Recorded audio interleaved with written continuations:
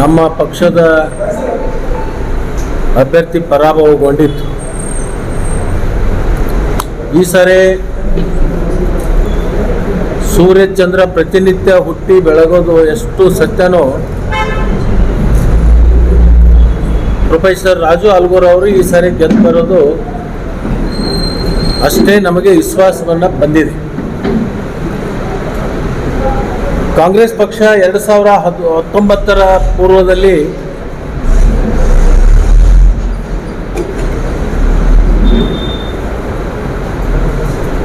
ನಾವು ಅನೇಕ ಭರವಸೆಗಳನ್ನು ಜನರಿಗೆ ಮುಟ್ಟಿಸುವಲ್ಲಿ ವಿಫಲರಾಗಿದ್ದೆ. 2023ನೇ ಇಸ್ವಿಯಲ್ಲಿ ಕರ್ನಾಟಕ ಸಾರ್ವತ್ರಿಕ ಚುನಾವಣೆಯಲ್ಲಿ ಮಾನ್ಯ ಮುಖ್ಯಮಂತ್ರಿಗಳಾಗಿರ್ತಕ್ಕಂಥ ಸಿದ್ದರಾಮಯ್ಯನವರು, ಪ್ರದೇಶ ಕಾಂಗ್ರೆಸ್ ಅಧ್ಯಕ್ಷರಾಗಿರ್ತಕ್ಕಂಥ DK ಶಿವಕುಮಾರ್ ಅವರು 5 ಕಾರ್ಯಕ್ರಮಗಳ ಭರವಸೆ ಪತ್ರವನ್ನು ಜನರಿಗೆ ತಲುಪಿಸುವಲ್ಲಿ ಬಹಳಷ್ಟು ಯಶಸ್ವಿಯಾಗಿದೆ. 5 ಗ್ಯಾರಂಟಿಗಳನ್ನು ಈ ರಾಜ್ಯದ ಜನ ನಮಗೆ ಆಶೀರ್ವಾದ ಮಾಡಿದರೆ, ನಾವು ಮುಖ್ಯಮಂತ್ರಿಗಳಾದರೆ, ನಮ್ಮ ಸರ್ಕಾರ ಅಧಿಕಾರಕ್ಕೆ ಬಂದರೆ ನಾವು ಖಂಡಿತವಾಗಿಯೂ 5 ಗ್ಯಾರಂಟಿಗಳನ್ನು ಅನುಷ್ಠಾನಕ್ಕೆ ತರ್ತೀವಿ ಅಂತಕ್ಕಂಥ ಮಾತುಗಳನ್ನು ಹೇಳಿದ್ವಿ. ಜನ ಅದನ್ನು ನಂಬಿ ನಮ್ಮ ಮೇಲೆ ಭರವಸೆಯನ್ನಿಟ್ಟು ನಮಗೆ ಮತಗಳನ್ನು ಕೊಟ್ಟು 136 ಕ್ಷೇತ್ರದಲ್ಲಿ ನಾವು ಗೆದ್ದಿದ್ವಿ. ನಮ್ಮ ಸರ್ಕಾರ ಅಧಿಕಾರಕ್ಕೆ ಬಂದು 6 ತಿಂಗಳಲ್ಲಿ ಈ 5 ಗ್ಯಾರಂಟಿಗಳನ್ನು ಅನುಷ್ಠಾನಕ್ಕೆ ತಂದು ಇಂಥ ತುಟ್ಟಿ ವರ್ತಮಾನದಲ್ಲಿ ಬೆಲೆ ಏರಿಕೆ ಆಗಿರ್ತಕ್ಕಂಥ ಸಂದರ್ಭದಲ್ಲಿ ಮಧ್ಯಮ ವರ್ಗ ಮತ್ತು ಬಡವರಿಗೆ ತಮ್ಮ ಜೀವನವನ್ನು ನಡೆಸ್ತಕ್ಕಂಥದ್ದು ಬಹಳಷ್ಟು ದುಸ್ತರ ಆದಂಥ ಸಂದರ್ಭದಲ್ಲಿ ಗೃಹಲಕ್ಷ್ಮಿ ಅಂತಕ್ಕಂಥ ಯೋಜನೆ ಪ್ರತಿ ತಿಂಗಳಿಗೆ 2,000 ರೂಪಾಯಿ ಬರ್ತಕ್ಕಂಥದ್ದು, ನಿರುದ್ಯೋಗಿ ಯುವಕರಿಗೆ ಡಿಪ್ಲೊಮಾ ಆದವರಿಗೆ 1,500, ಡಿಗ್ರಿ ಆದವರಿಗೆ 3,000 ರೂಪಾಯಿಗಳನ್ನು ಕೊಡ್ತಕ್ಕಂಥದ್ದು, ಬಡವರ ಮನೆಗಳಿಗೆ 200 ಯೂನಿಟ್ ವಿದ್ಯುತ್ತನ್ನು ಉಚಿತವಾಗಿ ಕೊಡ್ತಕ್ಕಂಥದ್ದು, 10 kg ಅಕ್ಕಿಯನ್ನು ಕೊಡ್ತೀವಿ ಅಂತಕ್ಕಂಥ ಏನು ಭರವಸೆಯನ್ನು ಕೊಟ್ಟಿದ್ವಿ. ಕೇಂದ್ರ ಸರ್ಕಾರ ನಮಗೆ ಮೊಲತಾಯಿ ಧೋರಣೆ ಮಾಡಿ 5 kg ಅಕ್ಕಿಯನ್ನು 34 ರೂಪಾಯಿಗೆ 1 kg ಕೊಡ್ತೀವಿ ಅಂತ ಹೇಳಿದಾಗೂ ಕೂಡ ಕೊಡದೇ ಇರತಕ್ಕಂಥದ್ದು, ನಮ್ಮ ಯೋಜನೆಯನ್ನು ವಿಫಲ ಮಾಡಬೇಕು ಅಂತಕ್ಕಂಥ ದುರುದ್ದೇಶಿದೆ ನಮಗೆ ಅಕ್ಕಿಯನ್ನು ಸರಬರಾಜು ಮಾಡಲಿಲ್ಲ. ಅದರ ಬದಲಿಗೆ ತಲಾ 170 ರೂಪಾಯಿಗಳು 5 kg ಅಕ್ಕಿ ಬದಲಿಗೆ ನಾವು ಏನು ಹಣವನ್ನು ಕೊಡ್ತಾ ಇದ್ವಿ,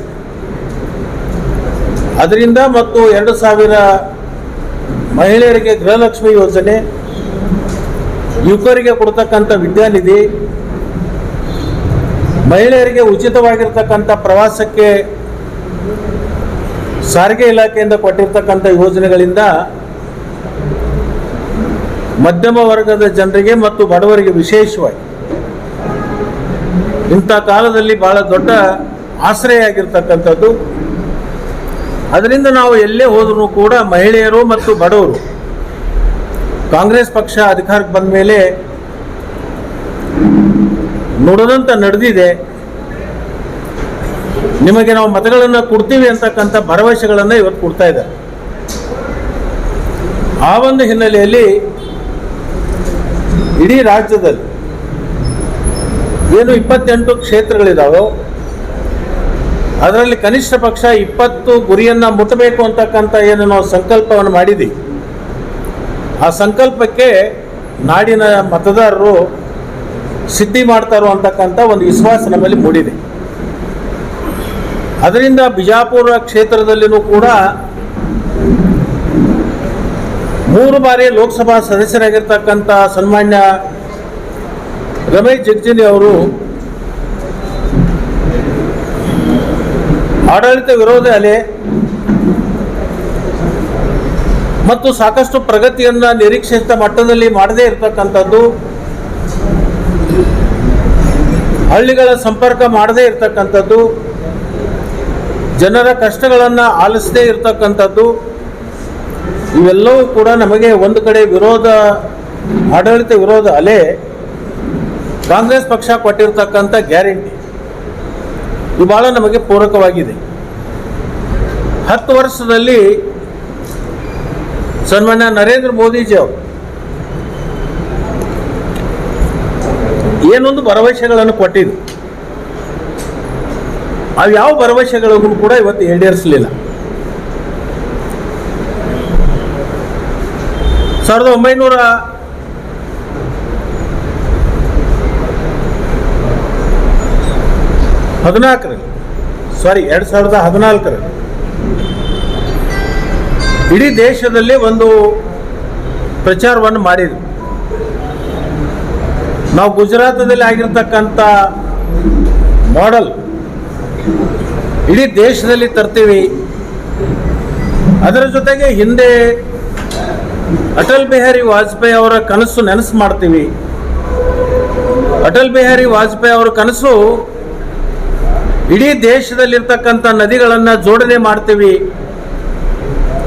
ಗಂಗಾ ನದಿಯನ್ನು ತಂದು ಕಾವೇರಿಗೆ ಬಿಡ್ತೀವಿ, ಕಾವೇರಿಯನ್ನು ಕೃಷ್ಣೆ ತಂದು ಬಿಡ್ತೀವಿ ಅಂತಕ್ಕಂಥ ಒಂದು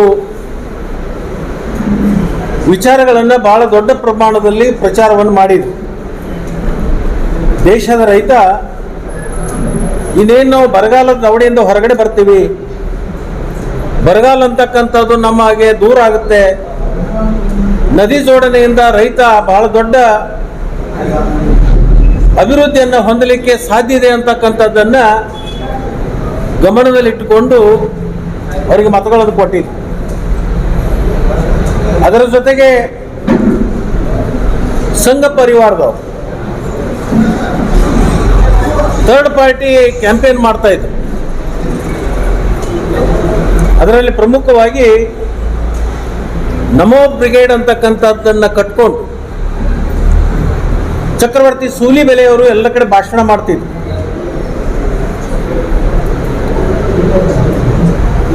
ಈ ದೇಶದಲ್ಲಿರ್ತಕ್ಕಂಥ ರಾಜಕಾರಣಿಗಳು, ಅಧಿಕಾರಿಗಳು, ಉದ್ಯಮಿಗಳು ಭ್ರಷ್ಟಾಚಾರದಿಂದ ಕೂಡಿಟ್ಟಿರ್ತಕ್ಕಂಥ ಹಣವನ್ನು ವಿದೇಶದಲ್ಲಿ ಇಟ್ಟಿದ್ದಾರೆ, ಸ್ವಿಸ್ ಬ್ಯಾಂಕ್ದಲ್ಲಿದೆ. ಮೋದಿಜಿ ಅವರನ್ನು ಪ್ರಧಾನಮಂತ್ರಿಯಾಗಿ ಮಾಡಿದ್ದಾದರೆ ಸ್ವಿಸ್ ಬ್ಯಾಂಕ್ದಲ್ಲಿರ್ತಕ್ಕಂಥ ಎಲ್ಲ ಹಣವನ್ನು ವಾಪಸ್ ತಂದು ಈ ದೇಶದ ಸಾಲವನ್ನು ಸಂಪೂರ್ಣವಾಗಿ ನಾವು ತುಂಬ್ತೀವಿ. ಅದಲ್ಲದೇ ಅದು ಎಷ್ಟು ಹಣ ಇದೆ ಅಂತ ಹೇಳಿ ನಮಗೆ ಹೇಳ್ತಿದ್ರಂದ್ರೆ, ಈ ದೇಶದ ಸಾಲವನ್ನು ಸಂಪೂರ್ಣವಾಗಿ ತುಂಬಿ ಎಷ್ಟು ಹಣ ಉಳಿತಿದೆ ಅಂದರೆ, ಭಾರತ ದೇಶದಲ್ಲಿರ್ತಕ್ಕಂಥ ಎಲ್ಲ ರಸ್ತೆಗಳಿಗೆ ಬಂಗಾರದ ಪ್ಲೇಟ್ಗಳನ್ನು ಮಾಡಿ ಬಡಿದ್ರೂ ಕೂಡ ಹಣ ಉಳಿತಿದೆ ಅಂತಕ್ಕಂಥ ಮಾತುಗಳನ್ನು ಹೇಳ್ತಾ ಇದ್ರು. ಇಡೀ ದೇಶದ ಜನ ಅದನ್ನ ನಂಬಿದ್ರು. ಅದರ ಜೊತೆಗೆ ಯುವಕರಿಗೆ ಕೇಳ್ತಾ ಇದ್ರು, ಉದ್ಯೋಗ ಸಿಕ್ಕಿದೇನು ಅಂತ. ನಿರುದ್ಯೋಗ ಸಮಸ್ಯೆ ತಾಂಡಾಡ್ತಾ ಇದೆ. ವರ್ಷಕ್ಕೆ 2 ಕೋಟಿ ಜನರಿಗೆ ಉದ್ಯೋಗಗಳನ್ನು ಕೊಡ್ತೀವಿ. ಅದರ ಜೊತೆಗೆ ಬೆಲೆ ಏರಿಕೆ, ಪೆಟ್ರೋಲು, ಡೀಸೆಲು, ಗ್ಯಾಸು, ದಿನಬಳಕೆ ವಸ್ತುಗಳು ಗಗನಕ್ಕೇರಿದ್ದಾವೆ, ಅದನ್ನು ನಿಯಂತ್ರಣ ಮಾಡ್ತೀವಿ ಅಂತ ಹೇಳಿ. ಅದರ ಜೊತೆಗೆ ಇನ್ನೊಂದು ಹೇಳ್ತಾ ಇದ್ರು, ಅಮೇರಿಕ ಡಾಲರ್ ರೇಟ್ ಏನಿದೆ, 54 ರೂಪಾಯಿ ಇದ್ದಂಥ ಡಾಲರ್ ರೇಟನ್ನು ಭಾರತದ ರುಪೀಸ್ ಮುಂದೆ 1 ರೂಪಾಯಿ ಕೊಟ್ಟರೆ $10 ಬರುವ ತರನಾಗಿ ಸರ್ಕಾರ ಮಾಡ್ತಿದೆ ಅಂತಕ್ಕಂಥ ಮಾತುಗಳನ್ನು ಹೇಳ್ತಾ ಇದ್ರು. ಅದರ ಜೊತೆಗೆ ವಿಶೇಷವಾಗಿ ರೈತರಿಗೆ ಒಂದು ಹೊಸ ಆಲೋಚನೆಯನ್ನು ಬಿತ್ತಿದ್ರು. ರೈತರ ಆದಾಯವನ್ನು ನಾವು ದ್ವಿಗುಣ ಮಾಡ್ತೀವಿ ಅಂತ. ಬಹುಶಃ ನೀವು ಮಾಧ್ಯಮದವರೆಲ್ಲರೂ ಇದೆ, ನೀವೆಲ್ಲ ಇದನ್ನು ಕೇಳಿರ್ತೀರಿ. ಆದರೆ ಅವರು ಕೊಟ್ಟಿರ್ತಕ್ಕಂಥ ಭರವಸೆಗಳು ಒಂದು ಭರವಸೆಯನ್ನು ಕೂಡ ಇವತ್ತು ಈಡೇರಿಸಲಿಲ್ಲ. ಒಂದು ಕಾರ್ಯಕ್ರಮ ಕೂಡ ಅನುಷ್ಠಾನಕ್ಕೆ ತರಲಿಲ್ಲ. ಅದರಿಂದ ಇಡೀ ದೇಶದಲ್ಲಿರ್ತಕ್ಕಂಥ ಮತದಾರರು, ಬಡವರು, ರೈತಾಪಿ ವರ್ಗ ಇವತ್ತು ಭ್ರಮನಿಸಿಕೊಂಡಿದೆ. ಆಡಳಿತದ ವಿರೋಧ ಅಲೆ ಬಹಳ ದೊಡ್ಡ ಪ್ರಮಾಣದಲ್ಲಿ ಎದ್ದಿದೆ. 10 ವರ್ಷದಲ್ಲಿ ಏನು ಪ್ರಗತಿಯನ್ನು ಸಾಧಿಸಲಿಲ್ಲ, ಕೇವಲ ಭಾವನಾತ್ಮಕ ಮಾತುಗಳಿಂದ ನಮ್ಮ ಮತಗಳನ್ನು ಪಡ್ಕೊಂಡ್ರು ಅಂತಕ್ಕಂಥ ಇಡೀ ಸಮಾಜಕ್ಕೆ ಒಂದು ಮನವರಿಕೆ ಬಂದಿದೆ. ಅದರಿಂದ ಕರ್ನಾಟಕದಲ್ಲಿ ವಿಶೇಷವಾಗಿ 28ರಲ್ಲಿ ನಾವು 20 ಗೆಲ್ತೀವಿ ಅಂತಕ್ಕಂಥ ಏನು ಸಂಕಲ್ಪವನ್ನು ನಾವು ತೊಟ್ಟಿದ್ದೀವಿ, ಆ ಸಂಕಲ್ಪ ಖಂಡಿತವಾಗಿ ಸಿದ್ಧಿ ಆಗುತ್ತೆ ಅಂತಕ್ಕಂಥ ಇವತ್ತು ನಂಬಿಕೆ ನಮಗೆಲ್ಲರಿಗೂ ಬಂದಿದೆ. ನಾನು ಬೆಳಗಾವಿ ಮತ್ತು ಚಿಕ್ಕೋಡಿ, ಧಾರವಾಡ, ಹಾವೇರಿ, ಬೀದರ್, ಗುಲ್ಬರ್ಗ, ಕೊಪ್ಪಳ ಅನೇಕ ಕಡೆ ನಾನು ಪ್ರವಾಸವನ್ನು ಮಾಡಿದ್ದೆ. ಅದರಲ್ಲಿ ಕಾರವಾರ ಜಿಲ್ಲೆಯಲ್ಲಿಯೂ ಕೂಡ ಎಲ್ಲ ಕಡೆ ವಾತಾವರಣ ಬಹಳ ಪೂರಕವಾಗಿರ್ತಕ್ಕಂಥದ್ದು. ನಾವು ಗುರಿ ಹಾಕಿಟ್ಟುಕೊಂಡಿದ್ದು 20ಅನ್ನು ಮೀರಿಸ್ಬೋದು ಅಂತಕ್ಕಂಥ ಇವತ್ತು ನಮಗೆ ಆತ್ಮವಿಶ್ವಾಸ ಬರ್ತಾ ಇದೆ. ಅದರಿಂದ ಇವತ್ತು ನಮ್ಮ ಪಕ್ಷದ ಅಧಿಕೃತ ಅಭ್ಯರ್ಥಿಯಾಗಿರ್ತಕ್ಕಂಥ ಪ್ರೊಫೆಸರ್ ರಾಜು ಆಲ್ಗೂರ್ ಅವರು ನನ್ನೊಂದು ಲೆಕ್ಕಾಚಾರ ಪ್ರಕಾರ 1 ಲಕ್ಷಕ್ಕಿಂತಲೂ ಹೆಚ್ಚು ಅಂತರದಿಂದ ಗೆದ್ದು ಬರ್ತಾರೆ ಅಂತಕ್ಕಂಥ ಮಾತನ್ನು ಈ ಸಂದರ್ಭದಲ್ಲಿ ನಾನು ಬಹಳ ಆತ್ಮವಿಶ್ವಾಸದಿಂದ ಈ ಮಾತನ್ನು ಹೇಳ್ತೀನಿ. ಸೌಮ್ಯ ಸ್ವಭಾವ, ಎಲ್ಲರ ಜೊತೆಗೆ ಕೂಡಿ ಬಾಳ್ಬೇಕು ಅಂತಕ್ಕಂಥ ಒಂದು ಕನಸನ್ನು ಇಟ್ಕೊಂಡಿರ್ತಕ್ಕಂಥವನು, ಬಡವರ ಬಗ್ಗೆ ಕಾಳಜಿ ಇರ್ತಕ್ಕಂಥದ್ದು, ದೀನದಲಿತರ ಬಗ್ಗೆ ಕಳಕಳಿ ಇರ್ತಕ್ಕಂಥದ್ದು ಮತ್ತು ಎಲ್ಲ ಸಮಾಜವನ್ನು ಒಟ್ಟಿಗೆ ತಗೊಂಡು ಹೋಗಬೇಕು ಅಂತಕ್ಕಂಥ ಇಚ್ಛಾಶಕ್ತಿ ಇರ್ತಕ್ಕಂಥ ಒಬ್ಬ ಪ್ರಜ್ಞಾವಂತ ಅಭ್ಯರ್ಥಿ ಇರೋದರಿಂದ, ಅದರ ಜೊತೆಗೆ 2 ಬಾರಿ ಶಾಸಕರಾಗಿ, ಇಡೀ ಜಿಲ್ಲೆಗೆ ಪರಿಚಿತರಾಗಿ, ಜಿಲ್ಲಾ ಅಧ್ಯಕ್ಷರಾಗಿ, ಇಡೀ ಕ್ಷೇತ್ರದಲ್ಲಿ ಪರಿಚಿತರಾಗಿರ್ತಕ್ಕಂಥ ಒಬ್ಬ ಅಭ್ಯರ್ಥಿ, ಅವನ ಬಗ್ಗೆ ಸಹಾನುಭೂತಿ ಇದೆ, ಅವನ ಬಗ್ಗೆ ಕಳಕಳಿ ಇದೆ, ಅವನ ಬಗ್ಗೆ ಅಂತಃಕರಣ ಇದೆ. ಇವನನ್ನು ನಾವು ದಿಲ್ಲಿ ಕಳಿಸಿದರೆ ಬಿಜಾಪುರ ಮತಕ್ಷೇತ್ರದ ಬಗ್ಗೆ ಧ್ವನಿಯನ್ನು ಎತ್ತಬಲ್ಲ ಅಂತಕ್ಕಂಥ ಒಂದು ಆತ್ಮವಿಶ್ವಾಸ ಮೂಡಿದೆ. ಒಂದು ಆಶಾಸ್ಪದ ಸಂಗತಿ ಅಂತಂದರೆ, ಕಳೆದ ಬಾರಿ 25 ಜನ ಭಾರತೀಯ ಜನತಾ ಪಕ್ಷದ ಲೋಕಸಭಾ ಸದಸ್ಯ